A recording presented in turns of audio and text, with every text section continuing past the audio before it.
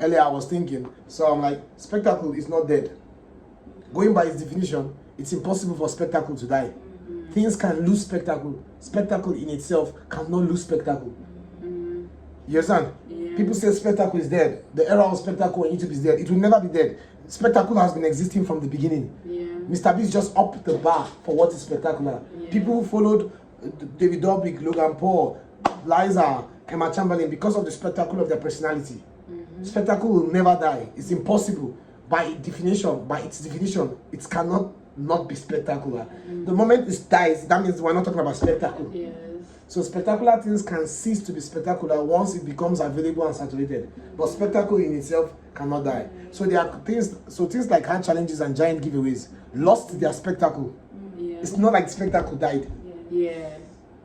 They lost their spectacle because of how many times Mr. Beast did it and at the scale at which he did it and how many people quickly followed. So people were no longer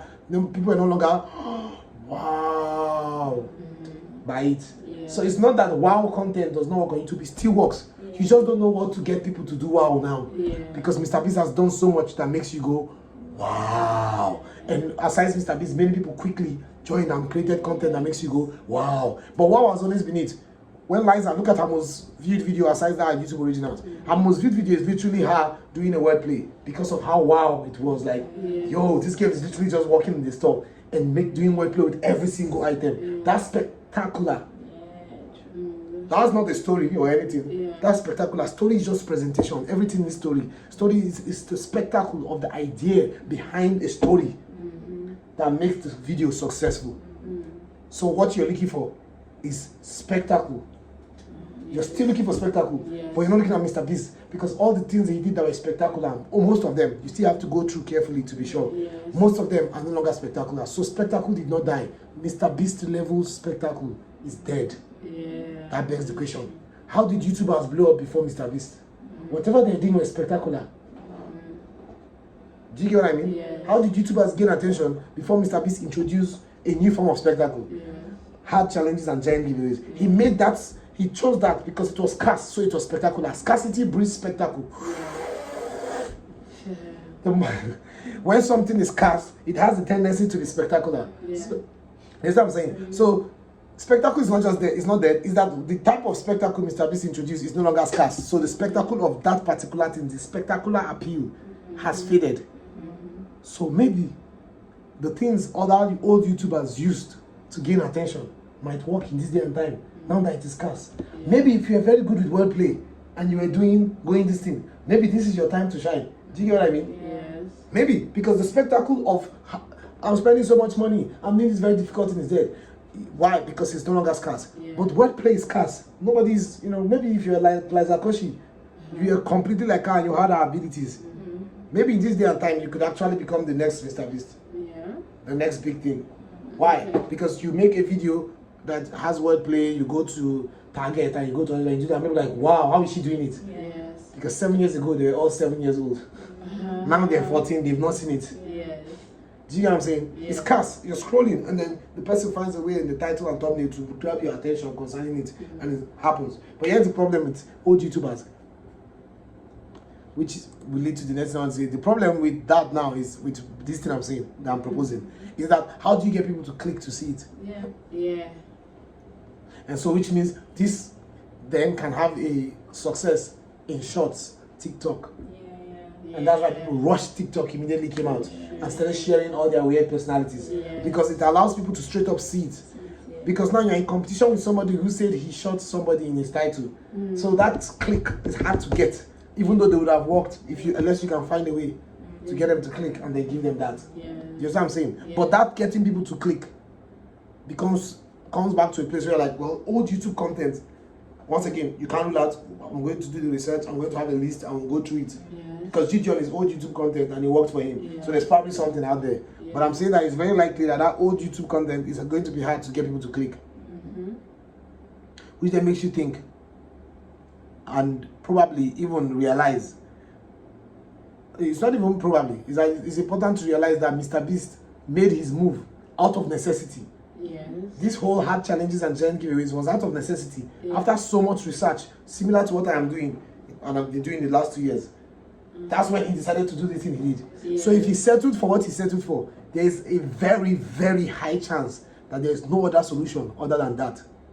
Probably why he would have gone crazy to milk the fuck out of it, so that the time others coming after him realize that that's the only way, he's far gone up. You understand? Yes. You get? It's possible, because once again now, there's a crossroad now.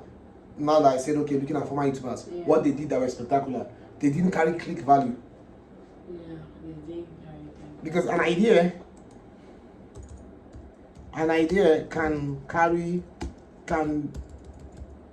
be spectacular to watch, but not carry enough click value to get people in the first place. That's when you say an idea is not title label. Yeah. It's not thumbnail label. Yeah. Like, let me put extremely type label. Because if the title is not extreme, you are guaranteed to not get that click because of the competition. Yeah. You know what I'm saying? Yes. And so when you are doing Go Dollar Store and you're doing that, it's like, can you, the content might be shocking. Yeah. But the first question is the title shocking? It might be shocking to see somebody go to dollar store and do that, but is it shocking to read, I went to dollar store and did wordplay? So it must check off that first one. It's like if you come back to this stuff, you want the target to stop scrolling when they get to your video. So is there a way we can package wordplay that will make people stop scrolling? Unlikely, but not impossible. There's no evidence to prove that it's impossible. It's just extremely unlikely. You understand what I'm saying? Yes. So, in which case, you would then have to look for scarce Mr. Beast concept to work with. They might not carry Mr. Beast level recognition anymore, but it might be the best bet. Do you get? Yeah. So, instead of looking at old YouTubers, you might as well look like old Mr. Beast. Old Mr. Beast. Yeah, that's the way to put it. Instead of old YouTubers, old Mr. Beast. Fortunately, old Mr. You can say that now because Mr. Beast has been doing these viral videos for like 6 years now, 5-6 years. So there's now old Mr. Beast, which means there's a tendency to find some things in the past that he has stopped doing and people have stopped doing, and everybody has moved on that you can reintroduce. Yes. Why? Because he was the only one that created content that was guaranteed extreme title label and thumbnail label inside all the old YouTubers. But still an assumption. I have to go and do the research, go to Casey Neistat, go to all of them and look at their concepts and their titles and see. You know what I'm saying? And you might see that one from somebody. One. Look at that thing. That was a Casey Neistat video this guy brought back. Matthew Beam. Oh yeah. Literally. That's Casey Neistat's most viewed video. Yeah. So you cannot even claim he did not go he did not go and search most popular in Casey Neistat, saw it and did it. It's literally his most popular video. Yes. You did not just stumble on it on your way, you just saw you just thought, oh, let me go to Dubai and use the most this thing. And it worked. Yeah. And everybody went on to follow it. That tells you if you go back and pull some of those things, you are going to. As long as it becomes scarce. Now, all those videos now have become rampant again. If you don't play video, you're wasting your time. Yeah. Because immediately Matthew Beam did that, and did well, everybody started doing it.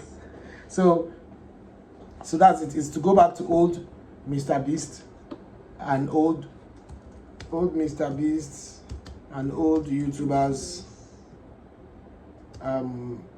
videos and see if there are concepts there that match, or to be specific, concepts there that are extreme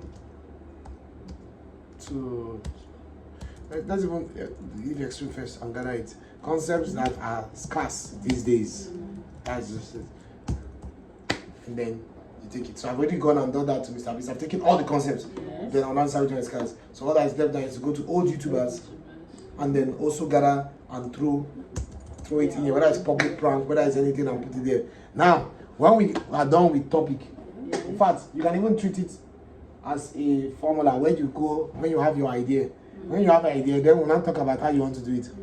Don't let this limit you. Don't let your video presentation get in the way of your idea brainstorming. Gather your ideas, the best of ideas, and ask yourself, how can I tell a story with captivating visuals and while making sure it's optimized with this topic?